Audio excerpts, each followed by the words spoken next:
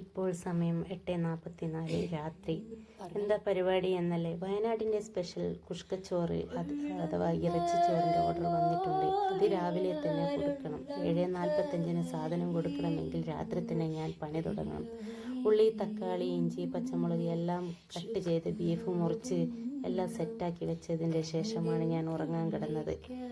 രാത്രിക്ക് തന്നെ ഇത്രയും പണി തീർത്ത് വെച്ചത് കൊണ്ട് തന്നെ രാവിലെ വളരെയധികം പണി കുറഞ്ഞിട്ടുണ്ടായിരുന്നു. എന്തായാലും വീട്ടിൽ രാത്രി ഉറക്കമണിയിച്ചതിൻ്റെ ശേഷം രാവിലെ 4 മണിക്ക് തന്നെ എൻ്റെ ഉറക്കം ഉണർന്നു. 4 മണിക്ക് വർക്ക് തുടങ്ങിയാൽ 7:45 കൂടിയിട്ട് ഈ സാധനം വരുന്ന ആളുകളുടെ കയ്യിൽ ഏൽപ്പിച്ചു കഴിഞ്ഞാൽ എനിക്ക് സാധാരണ ഞാൻ പോകുന്ന ജോലിക്ക് ഞാൻ പോകാം. ഞാൻ ജോലി ചെയ്യുന്ന സ്ഥാപനത്തിൽ 8 മണിയോടുകൂടി എത്തിയാൽ മതി.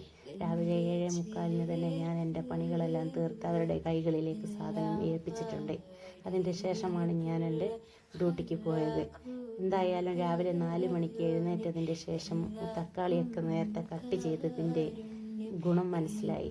ബീഫെല്ലാം കഴുകിയെടുത്ത് മുറിച്ച് വെച്ചിരിക്കുന്ന തക്കാളി, ഉള്ളി എല്ലാം സെറ്റാക്കി ഞാൻ കറി ഉണ്ടാക്കിയതിൻ്റെ ശേഷമാണ് കുഷ്കച്ചോറ് ഉണ്ടാക്കാൻ വേണ്ടി നിന്നത്. നമുക്കൊരു പ്രതീക്ഷയുണ്ട്, ഇത്രയും അധികം ചോറുണ്ടാക്കാൻ നമുക്ക് കഴിയുമോ എന്നുള്ളത്. 100 ആളുടെ ഭക്ഷണമാണ് നമുക്ക് ഓർഡർ തന്നിരിക്കുന്നത്. 17 കിലോ അരി. എന്തായാലും വേണ്ടില്ല, കഴിച്ചു കഴിഞ്ഞതിൻ്റെ ശേഷം ആൾക്കാരുടെ മനസ്സിലുള്ള അഭിപ്രായം വന്നു വളരെയധികം നന്നായിരുന്നു എന്ന്. അത് കേൾക്കുമ്പോൾ ഉണ്ടാകുന്നൊരു സുഖം അതൊരു വേറെ തന്നെയാണ്. ഇത്രയും വലിയ ഓർഡർ ആദ്യമായിട്ടാണ് ഞാൻ എടുക്കുന്നത്.